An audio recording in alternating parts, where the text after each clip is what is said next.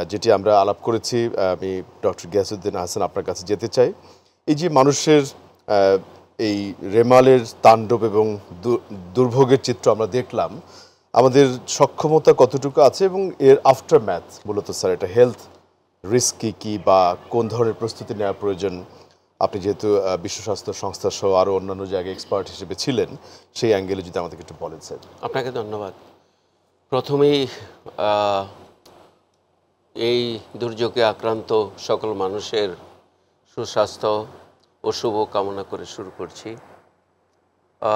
আপনার প্রতিবেদনে যতটুকু উঠে আসছে তাতে অত্যন্ত পরিষ্কারভাবে প্রতীয়মান হচ্ছে যে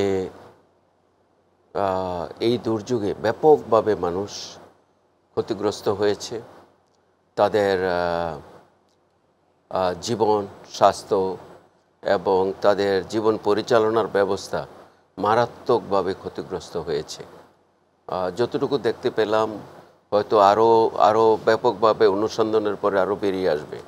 তাতে আপাতত মনে হচ্ছে যে মানুষের যে দুর্ভোগ, যারা এখনও যাদের জীবন চলে যায় নাই, যারা মৃত্যুবরণ করে নাই, যারা বেঁচে আছে, তাদের জন্য এখন সংশ্লিষ্ট অধিদপ্তরগুলো যেমন স্বাস্থ্য বিভাগের জরুরি তৎপরতা নেওয়ার দরকার, যে তাদের খাবার পানির এবং স্বাস্থ্য বিষয়ক যে ব্যাপারগুলো সেগুলো দেখার। খাদ্য বিভাগের, খাদ্য অধিদপ্তরের উচিত তাদের স্থানীয় প্রশাসনের মাধ্যমে তাদেরকে, এই পরিস্থিতিতে তো তাদের খাবারেরও একটা সমস্যা হবে, সেগুলোর দিকে লক্ষ্য রাখা। এখন স্বাস্থ্যর ব্যাপারগুলোকে লক্ষ্য করতে গেলে যারা এই দুর্যোগে আক্রান্ত হয়েছে, বিশেষ করে এই ধরনের দুর্যোগে যে কিছু ইনজুরি এত মারাত্মক হয়, বিশেষ করে তাদের হেড ইনজুরি বা ব্রেইনের ইনজুরি, স্পাইনাল কর্ডের ইনজুরি, তাদের রক্তনালী হয়তো কেউ কেটে গেছে, ছিঁড়ে গেছে।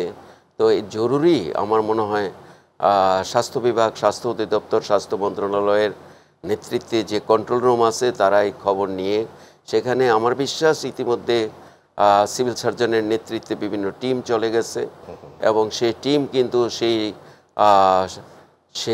স্বাস্থ্য ব্যবস্থা এবং তাদেরকে সুচিকিৎসার আওতায় নিয়ে আসবে।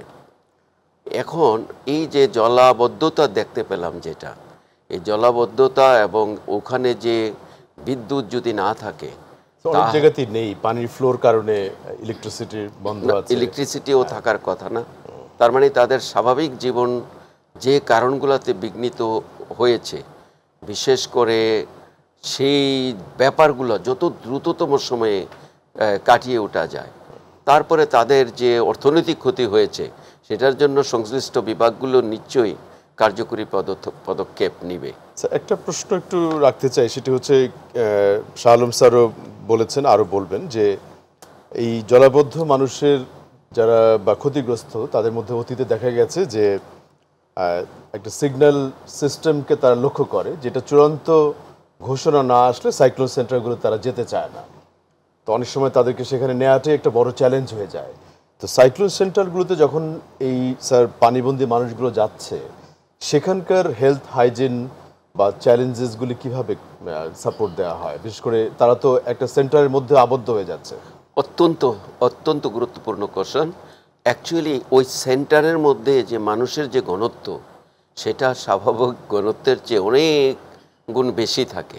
সেই কারণে সেই জায়গার বিশেষ করে পয় নিষ্কাশন এবং তাদের যে হাইজিনিক কন্ডিশন, সেইটার উপর অত্যন্ত গুরুত্ব না দিলে সেইখান থেকে কিন্তু ডায়রিয়া সহ অনেক ছোঁয়াচে অসুখ ছড়িয়ে পড়ে। অনেক সময় সেখানে ফুড পয়জনিং, সেখানে ধরেন ভাইরাল ইনফেকশন, সেখানে ছোঁয়াচে ইনফেকশনের বিভিন্ন জিনিসগুলো ছড়িয়ে পড়তে পারে। তো সেই জায়গাটাতে লক্ষ্য রাখা উচিত।